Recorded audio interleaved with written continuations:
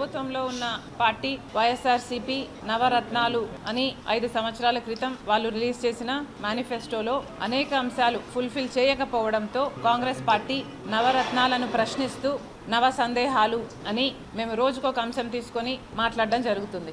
నిన్న బిడ్డల ఉద్యోగాల గురించి మాట్లాడాం. ఈరోజు ఎంప్లాయీస్ పడుతున్న కష్టాల గురించి మాట్లాడదలుచుకున్నాం. ఈరోజు మన రాష్ట్రంలో ప్రభుత్వ శాఖలో ఉన్న ప్రభుత్వ ఉద్యోగస్తులు 6 లక్షల పైనే. మరి అంతమంది ఉన్న ఈ ప్రభుత్వ శాఖ ఉద్యోగస్తులు బాగా చూసుకోవాల్సిన బాధ్యత ప్రభుత్వానిది కాదా? ఈ ప్రభుత్వ తీరు ఎంత బాధాకరంగా ఉంది అంటే మంత్రులు కూడా ఈరోజు ఉద్యోగస్తులను చిన్న చూపు చూస్తూ ఏదో వాళ్ళు దానం పడేస్తే వీళ్ళు తీసుకోవాలి అన్నట్టు మోకాలొంగి వీళ్ళ ముందు బ్రతకాలి అన్నట్టుగా వ్యవహరిస్తున్నారు.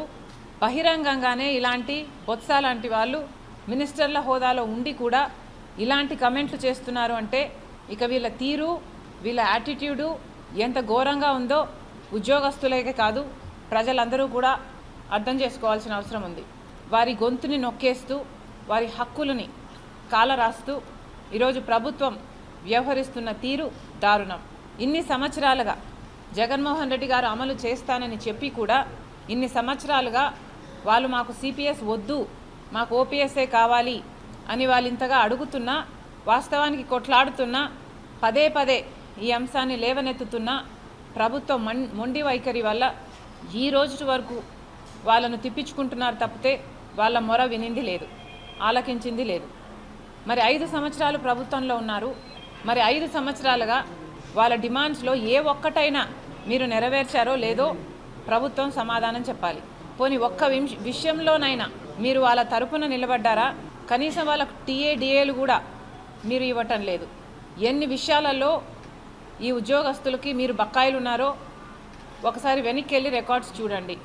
కనీసం మెడికల్ బిల్స్ కూడా దాదాపు 150 కోట్ల రూపాయలు వాళ్ళ మెడికల్ బిల్స్ కూడా మీరు బకాయిలుగా పెట్టారు.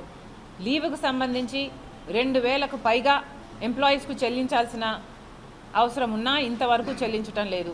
ఇలా దాదాపు 22,000 కోట్ల రూపాయలు ఉద్యోగస్తులకి ప్రభుత్వం బాకీ ఉంది. హెచ్ఆర్ఏ అయితే వాళ్ళ కనీస హక్కు, కానీ దాంట్లో కూడా కోత విధించింది ప్రభుత్వం. 11వ పిఆర్సీ ప్రకారము వీళ్ళకి ఇవ్వాల్సిన ఐఆర్లో కూడా కోతలు పెట్టారు.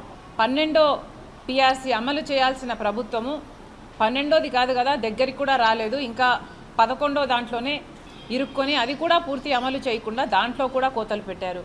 ఇలా 1 కాదు 2 కాదు, ప్రతి విషయంలోనూ ప్రభుత్వ ఉద్యోగస్తులను మోసం చేసింది జగన్మోహన్ రెడ్డి గారి ప్రభుత్వం. పోయిన నెల ఎంతమంది చనిపోయారు అందరం చూసాం. అంటే వాళ్ళ ప్రాణాలకి లెక్కలేదు, వాళ్ళు చనిపోయినా పర్వాలేదు. ఏం ఆలోచన చేస్తుంది ప్రభుత్వం? సిఎస్ గారు అంతటి హోదాలో ఉండి మీరేదో ట్రయల్ అండ్ ఎర్రర్ లాగా ప్రతి నెల ఇంతమందిని పొట్టన పెట్టుకోవాలి, ఇంతమందిని చంపేసుకోవాలి అని ఏమన్నా టార్గెట్ పెట్టుకొని పనిచేస్తున్నారా? ఇంత ఘోరంగా ఒక ప్రభుత్వానికి బానిసలు కావాల్సిన అవసరము ఐఏఎస్లకు ఏముంది అని అడుగుతున్నాం. మీకు వాళ్ళు కాదు కండి జీతం ఇచ్చేది, మరొక్కసారి గుర్తు చేస్తున్నాం. మీకు జీతం ఇస్తున్నది ప్రజల డబ్బులు. ఇంత లాయల్టీ వైసీపీకి మేలు చేయాలి అన్న ఇంత లాయల్టీ పనికిరాదు. కేవలం ఈరోజు వైసీపీ పార్టీకి మేలు చేయడానికి నెల నెల ఇంతమందిని పొట్టన పెట్టుకుంటున్నారు మీరు. కాంగ్రెస్ పార్టీ దీన్ని పూర్తిగా ఖండిస్తుంది. వైసీపీ ప్రభుత్వానికి మేలు చేయడానికి చేస్తున్న ఈ ప్రయత్నాన్ని ప్రజలు తిప్పికొడతారు. దయచేసి ఇది చేయొద్దండి, ఇంకా చేసే అవకాశం కూడా మీకు ఉండదు.